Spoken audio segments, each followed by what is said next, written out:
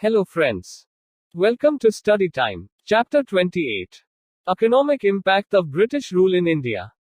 The major difference between the British colonists in India and earlier invaders was that none of the earlier invaders made any structural changes in Indian economy or drained away India's wealth as tribute. British rule in India caused a transformation of India's economy into a colonial economy, i.e., the structure and operation of Indian economy were determined by the interests of the British economy. According to historians, at the beginning of the 18th century, India had some 23% of the world economy. This share came down to some 3% when India got independence. A detailed survey of the economic impact of British rule follows. Deindustrialization-Ruin of artisans and handicraftsmen. One-way free trade. Cheap and machine-made imports flooded the Indian market after the Charter Act of 1813 allowing one-way free trade for the British citizens. On the other hand, Indian products found it more and more difficult to penetrate the European markets. Tariffs of nearly 80% were imposed on Indian views. The misery hardly finds a parallel in the history of commerce, the bones of cotton weavers are bleaching the plains of North India. William Bentinck. The armor of the isolated self-sufficient village was pierced by the steel rail, and its life blood ebbed away. D.H. Buchanan. Textiles so that Indian cloth could no longer be cheap. After 1820, European markets were virtually closed to Indian exports. Cheap British-made cloth flooded the Indian market. The newly introduced rail network helped the European products to reach the remotest corners of the country. From being a net exporter, India became a net importer. No steps towards modern industrialization. The loss of traditional livelihood was not accompanied by a process of industrialization in India, as had happened in other rapidly industrializing countries of the time. This resulted in deindustrialization of India at a time when Europe was witnessing a re-intensified industrial revolution. This happened at a time when Indian artisans and handicraftsmen were already feeling the crunch due to loss of patronage by princes and the nobility, who were now under the influence of new Western tastes and values. Ruralization. Another feature of deindustrialization was the decline of many cities and a process of ruralization of India. Many artisans, faced with diminishing returns and repressive policies in Bengal, during the company's rule, artisans were paid low wages and forced to sell their products at low prices, abandoned their professions, moved to villages and took to agriculture. This resulted in increased pressure on land. An overburdened agriculture sector was a major cause of poverty during British rule, and this upset the village economic setup. Impoverishment of peasantry. The government, only interested in maximization of rents and in securing its share of revenue, had enforced the permanent view. For most of the colonial era, the story of India manufacturing was of dispossession, displacement and defeat. What happened to India's textiles was replicated across the board. From the great manufacturing nation described by Sunderland, India became a mere exporter of raw materials and foodstuffs, raw cotton, as well as jute, silk, coal, opium, rice, spices and tea. With the collapse of its manufacturing and the elimination of manufactured goods from its export rosters, India's share of world manufacturing exports fell from 27% to 2% under British rule. Shashi Tharoor in an era of darkness. Settlement system in large parts. Transferability of land was one feature of the new settlement which caused great insecurity to the tenants who lost all their traditional rights in land.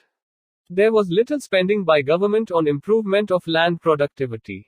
The Zamindars, with increased powers, resorted to summary evictions, demanded illegal dues and beggar to maximize their share in the produce and, as such, had no incentive to invest for improvement of agriculture. The overburdened peasants had to approach the moneylenders to be able to pay their dues to the Zamindars. The moneylender, who was often also the village grain merchant, forced the farmer to sell the produce at low prices to clear his dues. The powerful moneylender was also able to manipulate the judiciary and law in his favor. The peasant turned out to be the ultimate sufferer under the triple burden of the government, zamindar and moneylender. His hardship increased at the time of famine and scarcity. This was as much true for the zamindari areas as for areas under Rayotwari and Mahalwari systems. The peasant became landless. Emergence of intermediaries, absentee landlordism, ruin of old Zamindars. By 1815, half of the total land in Bengal had passed into new hands: merchants, moneylenders and other moneyed classes living in towns. The new Zamindars, with increased powers but with little or no avenues for new investments, resorted to land grabbing and sub-infeudation. Increase in number of intermediaries to be paid gave rise to absentee landlordism and increased the burden on the peasant. Since the demand for land was high, prices went up and so did the liabilities of the peasant. With no traditional or benevolent ties with the tenants, the zamindar had no incentive to invest in the improvement of agriculture. The interests of the zamindars lay only in the perpetuation of British rule and in opposing the national movement. Stagnation and deterioration of agriculture. The cultivator had neither the means nor any incentive to invest in agriculture. The zamindar had no roots in the villages, while the government spent little on agricultural, technical or mass education. All this, together with fragmentation of land due to sub-infeudation, made it difficult to introduce modern technology which caused a perpetually low level of productivity. Famine and poverty. Regular recurrence of famines became a common feature of daily existence in India. These famines were not just because of food grain scarcity, but were a direct result of poverty unleashed by colonial forces in India. Between 1850 and 1900, about 2.8 crore people died in famines. Commercialization of Indian agriculture. In the latter half of the 19th century, another significant trend was the emergence of the commercialization of agriculture. So far, agriculture had been a way of life rather than a business enterprise. Now agriculture began to be influenced by commercial considerations. Certain specialized crops began to be grown not for consumption in the village but for sale in the national and even international markets. Commercial crops like cotton, jute, groundnut, oilseeds. View. The servants of the company forced the natives to buy dear and sell cheap. Enormous fortunes were thus rapidly accumulated at Calcutta, while 30 millions of human beings were reduced to the extremity of wretchedness. They had never had to live under tyranny like this. Macaulay. Sugarcane, tobacco, etc. were more remunerative than food grains. Again, the cultivation of crops like condiments, spices, fruits and vegetables could cater to a wider market. Perhaps, the commercialization trend reached the highest level of development in the plantation sector, i.e., in tea, coffee, rubber, indigo, etc., which was mostly owned by Europeans and the produce was for sale in a wider market. The new market trend of commercialization and specialization was encouraged by many factors: spread of money economy, replacement of custom and tradition by competition and contract, emergence of a unified national market, growth of internal trade, improvement in communications through rail and roads and boost to international trade given by entry of British finance capital, etc. For the Indian peasant, commercialization seemed a forced process.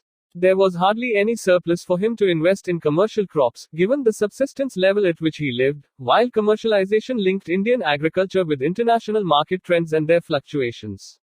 For instance, the cotton of the 1860s pushed up prices but thus mostly benefited the intermediaries, and when the slump in prices came in 1866, it hit the cultivators the most, bringing in its turn heavy indebtedness, famine and agrarian riots in the Deccan in the 1870s.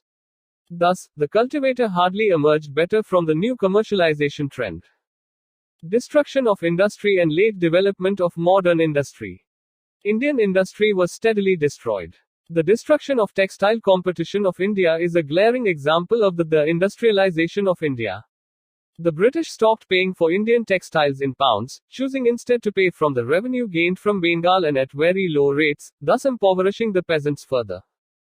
A thriving shipbuilding industry was crushed. Surat and Malabar on the western coast and Bengal and Masulipatam on the eastern coast were known for their shipbuilding industries. The British ships contracted by the company were given a monopoly over trade routes, while even the Indian merchant ships plying along the coast were made to face heavy duties. In 1813, a law by the British Parliament prohibited ships below 350 tons from sailing between India to Britain. This effectively put a large proportion of Bengal-built ships out of commission on the Indo-British trade routes. In 1814, another law was passed under which Indian-built ships were refused to be considered British-registered vessels which could trade with America and the European continent. So the decline of the Indian shipping industry was ensured. The British did not allow the Indian steel industry to grow. Industries like the Tatas, which began to produce steel after a lot of trouble getting the required permissions, were restricted by being forced to produce a higher standard of steel for British use. The firms were not able to produce the lower standard of steel at the same time, so they were left out of the larger market that demanded the lower quality of steel. As restrictions were placed by Britain on Indian steel imports, the steel could only be used in India. Obviously, the growth of the industry was hampered. Indian traders, moneylenders and bankers had amassed some wealth as junior partners of English merchant capitalists in India.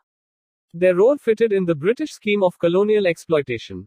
The Indian moneylender provided loans to hard-pressed agriculturists and thus facilitated the state collection of revenue.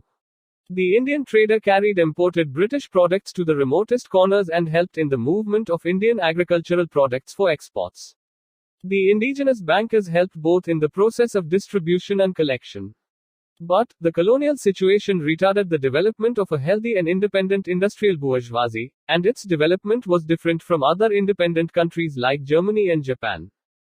It was only in the second half of the 19th century that modern machine-based industries started coming up in India.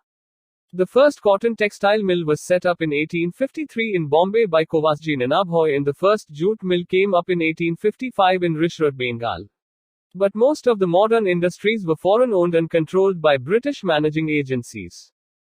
There was a rush of foreign capital in India at this time due to prospects of high profits, availability of cheap labor, cheap and readily available raw material, ready market in India and the neighbors, diminishing avenues for investments at home, willingness of the administration to provide all help, and ready markets abroad for some Indian exports such as tea, jute and manganese. Indian-owned industries came up in cotton textiles and jute in the 19th century and in sugar, cement, etc. in the 20th century. Indian-owned industries suffered from many handicaps: credit problems, no tariff protection by government, unequal competition from foreign companies, and stiff opposition from British capitalist interests who were backed by sound financial and technical infrastructure at home. The colonial factor also caused certain structural and institutional changes. The industrial development was characterized by a lopsided pattern. Core and heavy industries and power generation were neglected, and some regions were favored more than the others, causing regional disparities. These regional disparities hampered the process of nation building. In the absence of careful nurturing of technical view, deindustrialization was a deliberate British policy, not an accident. British industry flourished and Indian industry did not because of systematic destruction abetted by tariffs and regulatory measures that stacked the decks in favor of British industry conquering the Indian market, rather than the other way around. Shashi Tharoor: in an era of darkness. Education: the industry lacked sufficient technical manpower. Socially, the rise of an industrial capitalist class and the working class was an important feature of this phase. Nationalist critique of colonial economy. The early intellectuals of the first half of the 19th century supported British rule under the impression that it would modernize the country based on latest technology and capitalist economic organization. After the 1860s, disillusionment started to set in among the politically conscious, and they began to probe into the reality of British rule in India. The foremost among these economic analysts was Dadabhai Naoroji, the grand old man of India, who after a brilliant analysis of the colonial economy put forward the theory of economic drain in poverty and in British rule in India. Other economic analysts included Justice Mahadev Govind Ranade, Romesh Chandra Dutt. The economic history. Economic drain. The term economic drain refers to a portion of national product of India which was not available for consumption of its peoples, but was being drained away to Britain for political reasons, and India was not getting adequate economic or material returns for it. The drain theory was put forward by Dadabhai Naoroji in his book Poverty and in British Rule in India. The major components of this drain were salaries and pensions of civil and military officials, interests on loans taken by the Indian government from abroad, profits on foreign investment in India, stores purchased in Britain for civil and military departments, payments to be made for shipping, banking and insurance services, which stunted the growth of Indian enterprise in these services.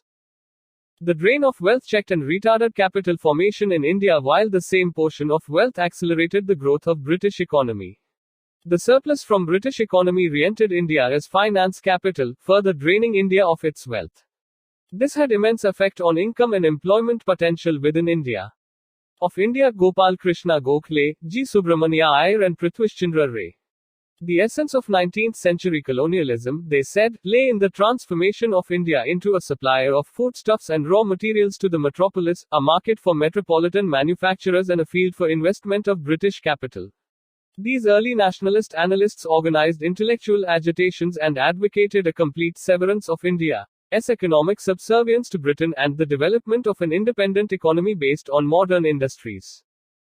British policies making India poor.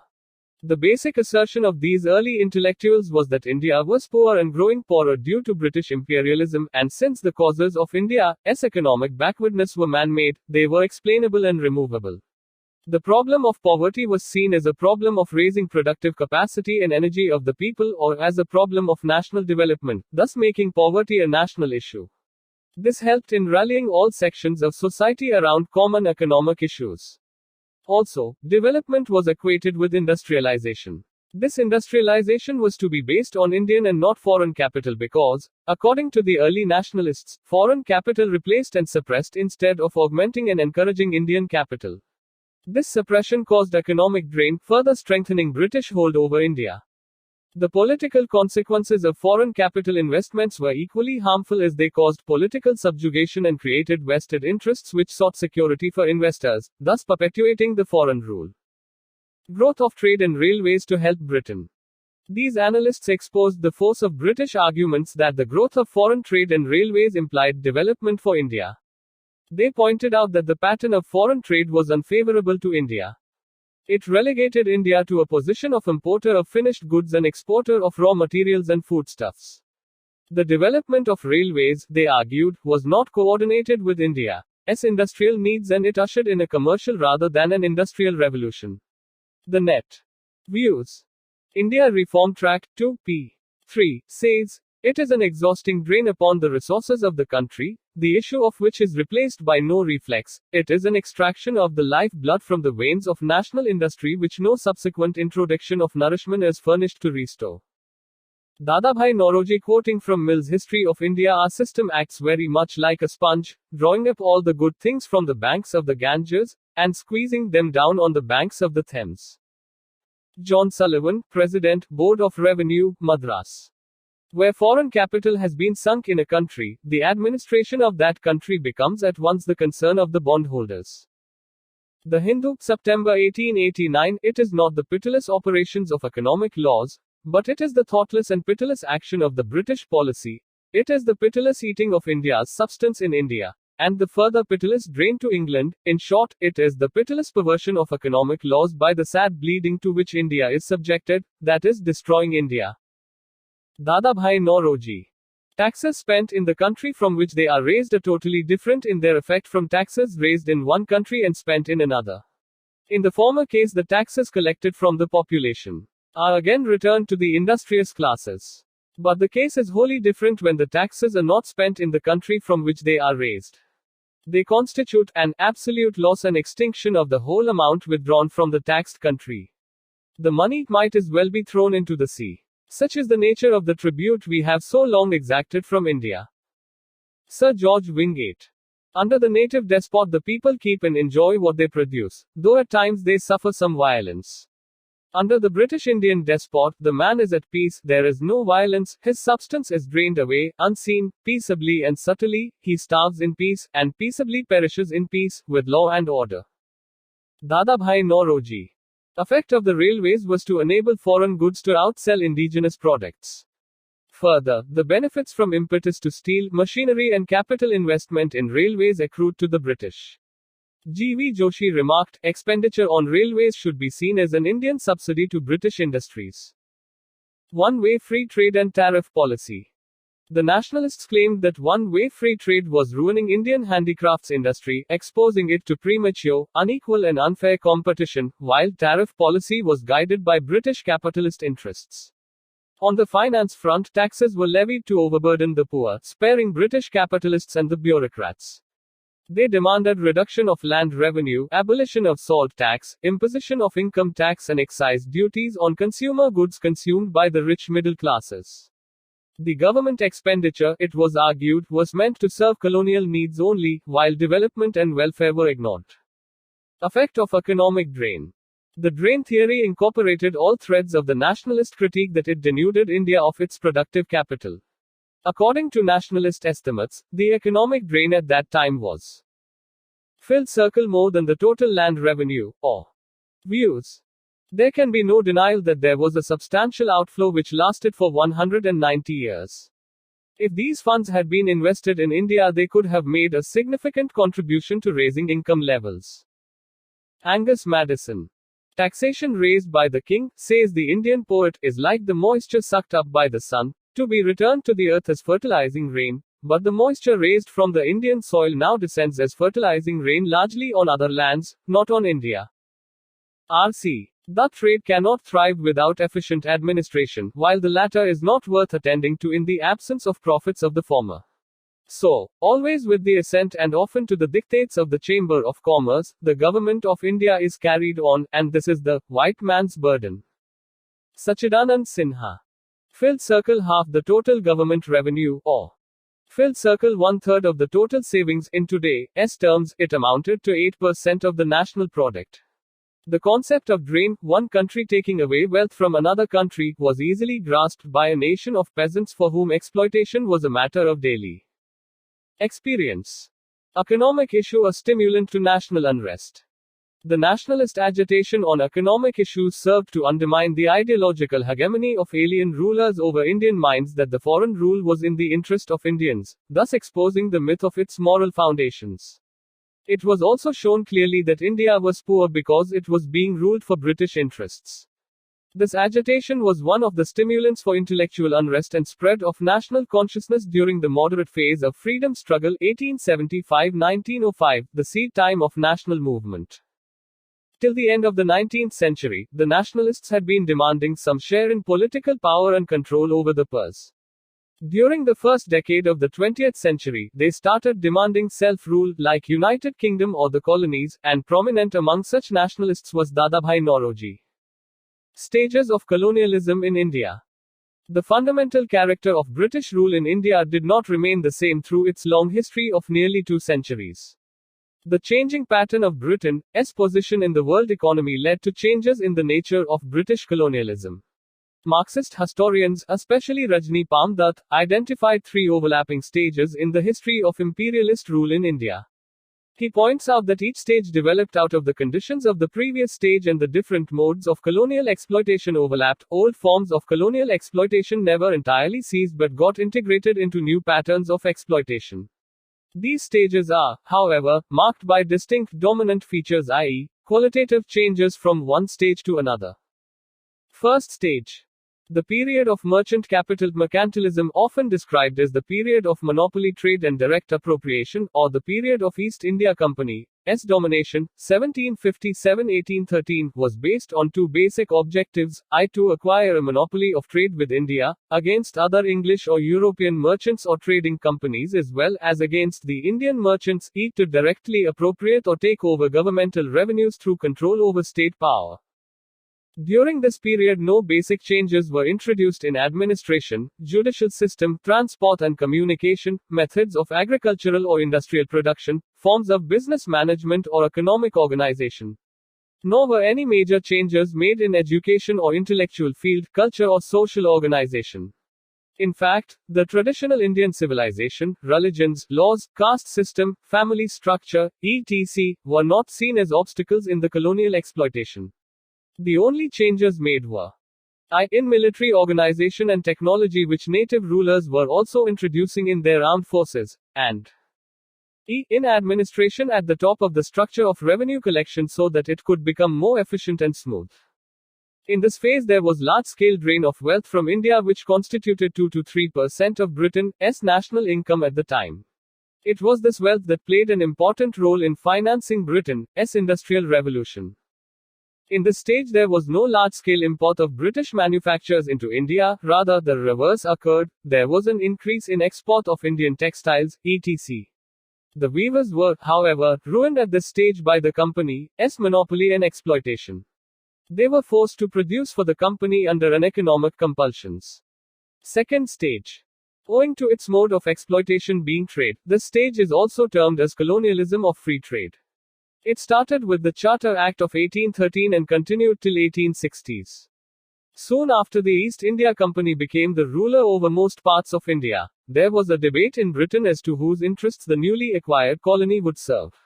The newly emerging industrial capitalists began to criticize the East India Company and its exploitation of India. They demanded that colonial administration and policy in India should now serve British capitalist interests, which were very different from those of the East India Company. Now India was to serve as a market for the ever-increasing output of British manufactured goods, especially textiles. At the same time, the new capitalists in England needed from India exports of raw materials, especially cotton and food grains. Moreover, India could buy more British goods only if it earned foreign exchange by enhancing its exports. The export of raw materials was increased sharply to meet the dividends of the company and profits of British merchants. Besides, there was a need of money to pay for pensions of British officials who would go to Britain after retirement. In this phase, the following dominant features were visible. India's colonial economy was integrated with the British and world capitalist economy. This was made possible with the introduction of free trade. All import duties in India were either totally removed or drastically reduced to nominal rates. Free entry was also granted to the British capitalists to develop tea, coffee and indigo plantations, trade, transport, mining and modern industries in India. The British Indian government gave active state help to such capitalists. The permanent settlement and the Ryotwari system in agriculture were introduced to transform traditional agrarian structure into a capitalist one. Administration was made more comprehensive and included villages and outlying areas of the country. These changes were brought about to make British goods reach, and agricultural products drawn from interior villages and remotest parts. Personal law was largely left untouched since it did not affect colonial transformation of the economy. However, the changes related to criminal law, law of contract and legal procedures were overhauled to promote capitalist commercial relations and maintain law and order. Modern education was introduced to provide cheap manpower to the vastly expanded administration. However, it was also aimed at transforming India's society and culture for two reasons: A. Create an overall atmosphere of change and development, and B. Give birth to a culture of loyalty to the rulers.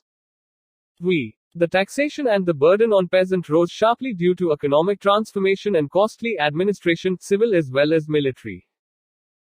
India absorbed 10 to 12% of British exports and nearly 20% of Britain's textile exports. After 1850, engine coaches, rail lines and other railway stores were imported into India at large scale. Indian Army was used for British expansion of colonialism in Asia and Africa. Third stage. The third stage is often described as the era of foreign investments and international competition for colonies. It began around the 1860s in India owing to several changes in the world economy. These changes were as follows.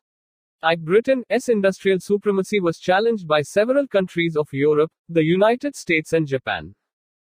As a result of the application of scientific knowledge to industry, the pace of industrialization increased sharply. Use of petroleum as fuel for the internal combustion engine and the use of electricity for industrial purposes were significant innovations. The world market became more unified due to revolution in the means of international transport. During this stage, Britain made strenuous efforts to consolidate its control over India. Liberal imperialist policies got replaced with reactionary imperialist policies, which were reflected in the viceroyalties of Lytton, Dufferin, Lansdowne and Curzon. The strengthening of colonial rule over India was meant to keep out the rivals as well as to attract British capital to India and provide its security. As a result, a very large amount of British capital got invested in railways, loans to the government of India, trade and, to a lesser extent, in plantations, coal mining, jute mills, shipping and banking in India. The notion of training the Indian people for self-government vanished, revived only after 1918 because of pressure exerted by the Indian national movement. Now, the aim of British rule was declared as permanent trusteeship over the Indians. The Indians were declared to be permanently immature, a child people needing British control and trusteeship. Geography, climate, race, history, religion, culture and social organization were all cited as factors in making the Indians unfit for self-government or democracy. The British thus tried to justify their rule over Indians for centuries to come, all in the name of civilizing a barbaric people, the white man's burden. Summary. Filled circle economic impact of British rule: deindustrialization, ruin of artisans and handicraftsmen. Impoverishment of peasantry, ruralization of India. Emergence of new land relations, ruin of old Zamindars. Stagnation and deterioration of agriculture. Commercialization of Indian agriculture. Development of modern industry. Rise of Indian national bourgeoisie. Economic drain. Famine and poverty. Filled circle nationalist critique. India getting poorer due to colonial exploitation. Problem of poverty, a national problem of raising productive capacities and energy. Development equated with industrialization, which should take place through Indian, not foreign capital. British policies on trade, finance, infrastructure development, expenditure designed to serve imperialist interests. Need for complete severance of India's economic subservience to Britain and development of an independent economy. The end. Thank you for listening. Please like, share, comment and subscribe.